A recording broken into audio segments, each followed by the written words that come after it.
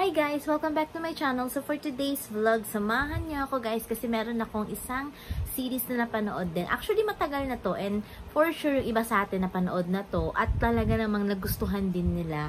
Pero ako kasi, kaya ako siya pinanood dahil yung favorite Korean actress ko, siya yung lead star doon. Actually, hindi talaga ako fan ng mga ganitong klase ng series. Ito yung may affair na something na series.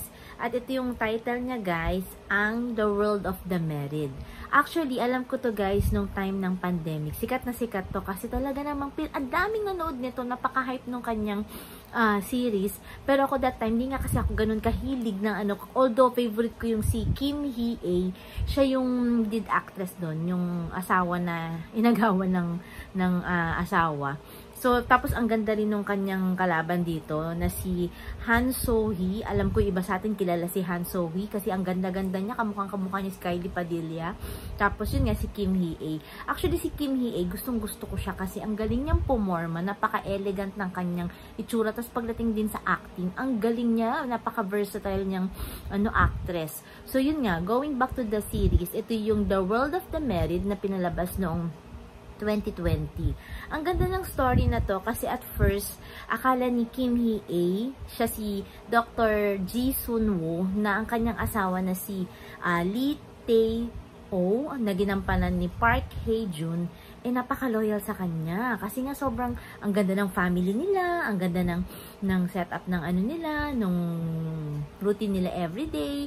Tapos, sikat din kasi itong director, director writer yung asawa niya.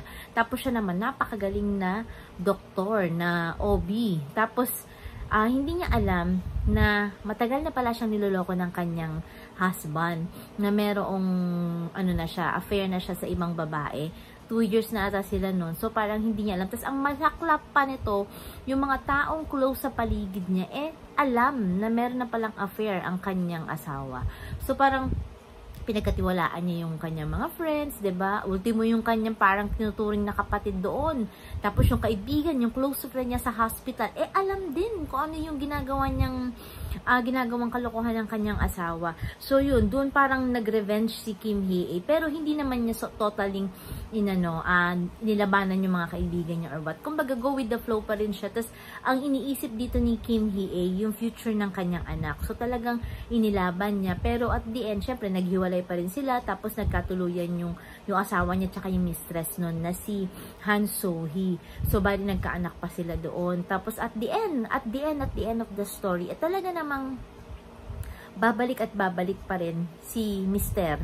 kay legal wife, 'di ba? So yun ang nangyari sa story. Actually guys, ayoko talaga ng mga ganong klaseng tema, pero this series made me more curious about the storyline. So ang ganda ng storyline kasi meron ding part doon na yung anak nilang lalaki mas pinili na sumama doon sa tatay niya, pero at the end bumalik pa rin sa nanay niya kasi sobrang alam niya na sa nanay niya siya talaga dapat na magstay. Tapos basta maraming nangyaring ganap. Ayoko nang masyadong i-preempt doon sa mga hindi pa nakakanood, but for sure iba sa atin napanood na yung The World of the Married.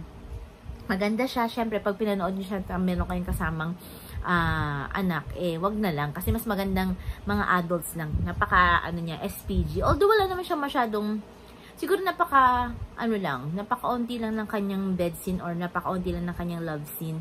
But most doon scene yung mga nila encounter. Tapos ang ganda doon kung paano ipinaalam ni Kim Hee-ae doon sa parents ni Han So-hee yung kung siya, nabuntis siya and at the same time mistress siya ng asawa niya.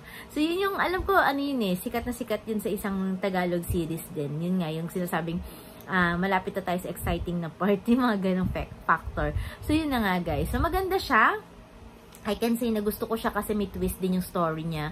And then, yung bandang dulo may twist siya. Basta, syempre, ganoon naman talaga mangyayari, diba?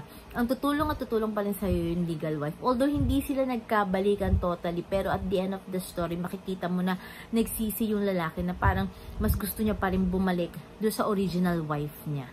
So, yan guys, yan yung story ng The World of the Married. So, if you want, marami pa tayong papanooring mga series. Alam niyo naman na libangan natin yan. At syempre, magbibigay pa rin tayo ng reviews and feedback regarding of that series po. So, sa ngayon, palabas pa rin siya sa Netflix at saka sa Loklok. So, panoorin niyo lang po ang The World of the Married.